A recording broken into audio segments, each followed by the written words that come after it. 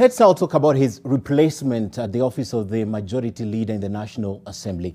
Now, do the words, "I would rather die than resign," remind you of any Kenyan leader? They can only be credited to one Amos Kimunya, who has weathered more than a few storms in his political life or career, with the fissures in the ruling Jubilee Party being his latest challenge. Question is, will he be able to bite his tongue when it counts? Olive Barros takes a look. Amos Kimunya has every reason to laugh. He is, after all, the cat that got the cream.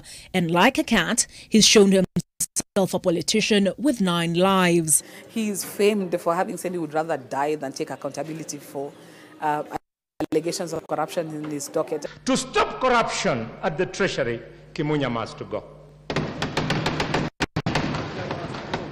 To end impunity in this country, Kimunya must go.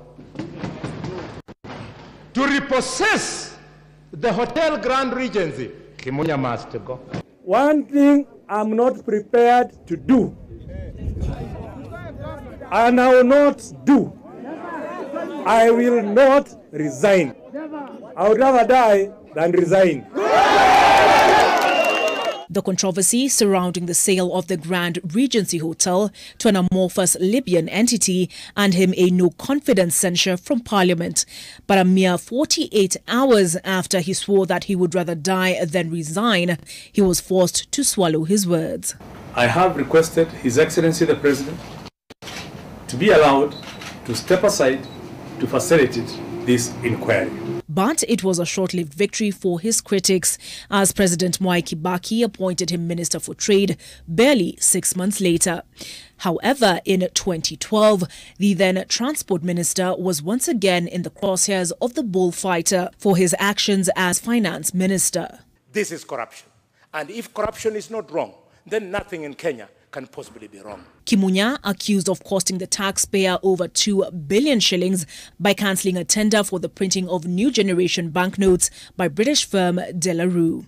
Bitter from an election loss in 2013, after which he wrote a letter to his constituents, effectively rebuking them for being a thankless lot, Kimunya then found himself the subject of an investigation by Parliament, this time into the standard gauge railway, defiantly ignoring their repeated invitations.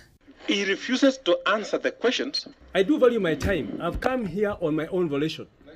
But I don't want to stand these insinuations of all those things that you are saying. And if I abused office by saving Kenyans 1 billion shillings, I'm happy I abused that office.